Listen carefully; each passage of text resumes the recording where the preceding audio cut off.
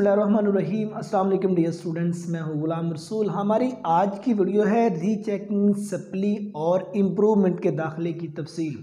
Dear students, recently part 1 का result आया, उस हवाले से बहुत ज़्यादा पूछे जाने वाले सवाल हैं कि सर रीचेकिंग करवाएं तो कैसे करवाएं, अगर सप्ली आई है तो क्या करें, अगर इम्प्रूवमेंट करनी है तो कैसे करें। कम से कम 16 to 17 क्वेश्चन है जो उनसे हर स्टूडेंट के लिए अहम है और हर स्टूडेंट पूछ रहा है कि जिनके नंबर कम आए हैं या जिनकी को कम पार्ट लगी है, तो उस हवाले से तो एक एक सवाल पर डियर स्टूडेंट्स आज इसकी वीडियो में हम डिस्कस करेंगे। रीचेकिंग के हवाले से तफसीलें डिस्कस करूंगा आपके साथ। अगर आपकी सप्ली आई है तो आपको क्या करना है उस हवाले से डिस्कस करूंगा, और अगर आप इंप्रूवमेंट करना चाहते हैं तो उसका क्या लाए अमल मुकम्मल पॉलिसी जौन सी है आज की इस वीडियो में आपके साथ शेयर की जाएगी। तो डियर स्टूडेंट्स, सबसे पहला पूछा जाने वाला ये सवाल है कि पार्ट 1 के रिजल्ट के बाद रीचेकिंग कैसे करवाएं। डियर स्टूडेंट, जब आपका पार्ट 1 का रिजल्ट आ जाता है, पार्ट 1 के रिजल्ट के बाद कम से कम आपके पास 1 से 2 हफ्ते 10 से 15 दिन का टाइम आपके पास होता है। उसी दौरानिए में आपने रीचेकिंग के लिए अप्लाई करना होता है। जहां से हम रिजल्ट अपना चेक करते हैं उसी वेबसाइट पे रीचेकिंग का जो है वो शेड्यूल दिया होता है, वहां से मालूमात हमें मुकम्मल मिल जाएंगे, हम रीचेकिंग करवा सकते हैं। तो अब नेक्स्ट क्वेश्चन ये है कि सर क्या रीचेकिंग होगी या री अकाउंटिंग होगी। फॉर एग्जाम्पल, एक स्टूडेंट अपना केमिस्ट्री का पेपर जो है वो रीचेकिंग के लिए जाता है, तो जाकर देखता है उसका पेपर उसके सामने खोल के रख दिया जाता है। बस आपको ऐसा होता है कि एक टीचर ने जो सा पेपर तो ठीक चेक कर लिया, लेकिन अकाउंटिंग करते हुए कोई ना कोई मिस्टेक हो गई, तो वो री अकाउंटिंग होगी, सर रीचेकिंग नहीं होगी। अब स्टूडेंट ये कहते हैं ये देखिए मेरा सवाल बिल्कुल ठीक है, तो ये आपने रॉन्ग किया हुआ है, गलत किया हुआ है, तो वहाँ ऐसा बिल्कुल नहीं होगा, जस्ट आपकी री अकाउंटिंग की जाएगी। और उसके बाद तीसरा पूछा जाने वाला ये सवाल है कि रीचेकिंग की फ़ीस क्या होगी और नंबर बढ़ने की सूरत में उसका क्या लाहेअमल होगा। तो डियर स्टूडेंट्स, जब आप रीचेकिंग के लिए अप्लाई करते हैं तो मेरे ख्याल के मुताबिक कम से कम 1000 से 1200 रुपये एक पेपर की फ़ी जो सी वो आपको पे करना पड़ती है। और जब आप बोर्ड में जाते हैं तो आपका पेपर आपके सामने रखा जाता है, वो री अकाउंटिंग होता है। फॉर एग्जाम्पल, किसी बच्चे के नंबर जो से वो केमिस्ट्री में 40 आए हैं, वो रीचेकिंग करवाना चाहता है, तो वो जब गया तो उन्होंने री अकाउंटिंग की है। अगर उसके नंबर 41 भी बन गए तो उसने जितनी फ़ी पे की होगी रीचेकिंग की वो सारी की सारी उसको रिटर्न हो जाएगी। अगर नंबर बढ़ते नहीं है तो जाहिर सी बात है फिर वो फ़ी जो से वो रिटर्न नहीं होगी। उसके बाद नेक्स्ट कुछ पूछा जाने वाला सवाल ये कि पंजाब बोर्ड का जो है वो रिज़ल्ट कैसा रहा। इसके अंदर जितने बोर्ड्स भी आ जाते हैं, लाहौर बोर्ड है, साहिवाल बोर्ड है, रावलपिंडी बोर्ड है, इस्लामाबाद है, या आपका फैसलाबाद आ जाते हैं, दीगर बोर्ड्स आ जाते हैं। डीएसओ में किसी भी बोर्ड का रिजल्ट 50% तक नहीं पहुंचा। 40%, 35%, 42%, 45%, मतलब इससे कम रिजल्ट रहा है। तो आप एवरेज बाकी खुद देख लें स्टूडेंट्स के नंबर जो से वो किस रेशो पे आए होंगे। बहुत स्टूडेंट्स हैं जिनकी कम पार्ट लगी हैं, बहुत ज़्यादा तादाद में स्टूडेंट हैं जिनके जो नंबर रेशो है वो बिलो 50% है। तो सो इस हवाले से आपको परेशान होने की ज़रूरत नहीं, उसका कोई ना कोई हल ढूंढा जाता है। अब नेक्स्ट ये कि इम्प्रूवमेंट की पॉलिसी क्या है उसके बारे में डिस्कस करें। तो डियर स्टूडेंट, जब आपका सेकंड ईयर का रिजल्ट आ जाता है, सेकंड ईयर के रिजल्ट के बाद आपके पास 40 डेज़ का टाइम होता है। उसके बाद आपके इम्प्रूवमेंट के पेपर जो हैं वो शुरू हो जाते हैं। पार्ट 1 के पेपर भी आपके पार्ट 2 के रिजल्ट के बाद होंगे। अब इम्प्रूवमेंट में ये होता है कि आप इम्प्रूवमेंट के लिए आपने अप्लाई किया, पेपर देने के लिए गए, किसी स्टूडेंट के नंबर अगर 250 हैं, 250 से वो इम्प्रूवमेंट के लिए गया है, अगर इम्प्रूवमेंट में उसके 250 से बढ़ेंगे तो वो नंबर लगा देंगे, अगर 250 से कम होंगे तो वो कम नहीं करेंगे, जो 250 हैं वही रहेंगे।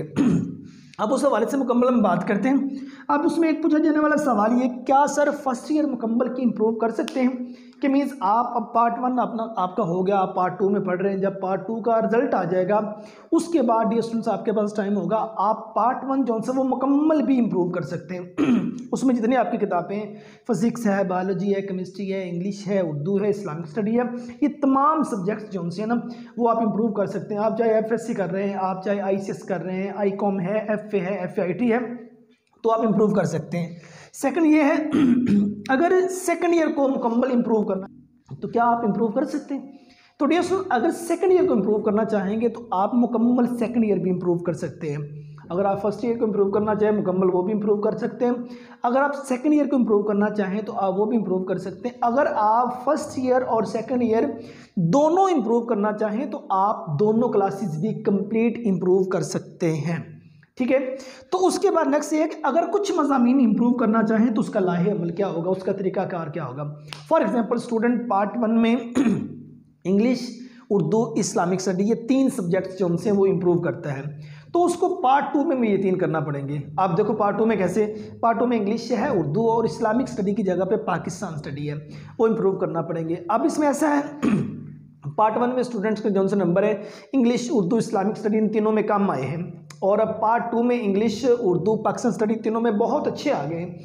तो जो उसके अच्छे नंबर है वो मेंटेन रहेंगे, उससे ज़्यादा आएंगे तो वो बढ़ा के लगा देंगे, उससे अगर कम आएंगे तो वो कम नहीं करेंगे, जितने आपके नंबर पहले वाले होंगे वो रहेंगे।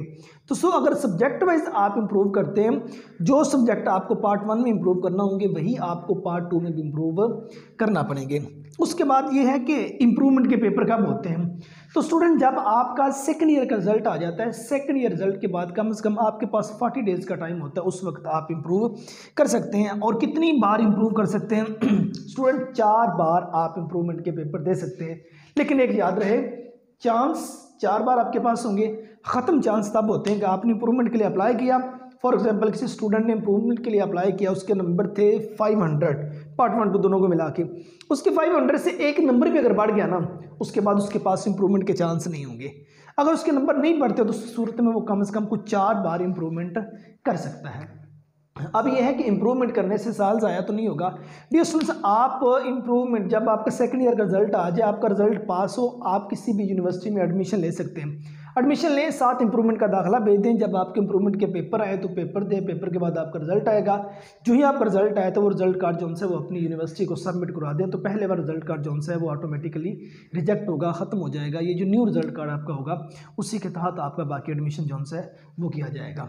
अब नेक्स्ट क्वेश्चन ये है किन स्टूडेंट को इम्प्रूव करना चाहिए? वो स्टूडेंट्स जिनके नंबर 50% से अबव हैं, वो स्टूडेंट्स इम्प्रूव ज़रूर कीजिएगा। यूनिवर्सिटी में नेक्स्ट एडमिशन भी ले लीजिएगा और उसके बाद इंप्रूव भी कर लीजिएगा। उसका ये होता है कि कल को जब गवर्नमेंट जॉब्स के लिए अप्लाई करते हैं, वहाँ जब आपकी नंबर रेशो देखी जाएगी ना, वहाँ कुछ मसाइल आपके लिए पेश आएंगे, आपको मसाइल का सामना करना पड़ेगा। तो वो स्टूडेंट जिनके नंबर 50% से अबव हैं और 60-70 से कम हैं, उनको चाहिए है कि वो कम से कम पार्ट 2 के रिजल्ट के बाद कुछ सब्जेक्ट्स जो उनसे वो इम्प्रूव कर लें। अब ये आ जाता है कितने फीसद नंबर हों तो पार्ट 1 दोबारा करें। डियर स्टूडेंट, अगर आपके 50% से कम नंबर हैं तो आप पार्ट 1 दूसरा इंप्रूव करने के बजाय पार्ट 1 दोबारा कर लें। अब उसकी सिचुएशन मैं आपको बता देता हूँ क्या है। या अगर आपको लगता है पार्ट 2 के पेपर्स जो उनसे वो आपके अच्छे हो जाएंगे, आप उसकी तैयारी ठीक है, तो पार्ट 1 2 दोनों को मिला के आप 50% तक चले जाएंगे, तो फिर कोई इशू नहीं, तो फिर आप आगे पार्ट 2 को पढ़ते रहिए। कल को कोई सब्जेक्ट अगर आपको इम्प्रूव करने पड़ जाए तो आप इम्प्रूव कर लीजिएगा, ठीक है। लेकिन अगर ऐसा नहीं है तो देन आप पार्ट 1 जो है वो दोबारा कर लीजिए। उसकी रीज़न ये है कि अप्रोक्सीमेटली प्रोग्राम नेक्स्ट जब आप आगे यूनिवर्सिटी में जाएंगे तो यूनिवर्सिटीज़ आपसे कहेंगी कि मिनिमम आपके 50% नंबर होना ज़रूरी है। कुछ प्रोग्राम आ जाते हैं जिसके लिए 40-45% वाला बच्चा भी एलिजिबल होता है, लेकिन कोशिश कीजिए कम से कम आपके 50% नंबर ज़रूर हों। उसके बाद मेडिकल के प्रोग्राम में जाने के लिए कितने फीसद नंबर होना ज़रूरी है? डियर स्टूडेंट्स, अगर आप अलाइड हेल्थ साइंसेज प्रोग्राम में जाना चाहते हैं या दीगर मतलब कि MBBS है, BDS है, DPT है, फॉर्म D है, उन प्रोग्राम में जाना चाहते हैं, DVM है, तो आपके मिनिमम 60% नंबर होना ज़रूरी है। अगर इससे कम आपके होंगे तो मेडिकल प्रोग्राम्स में आपको एडमिशन नहीं मिलेगा।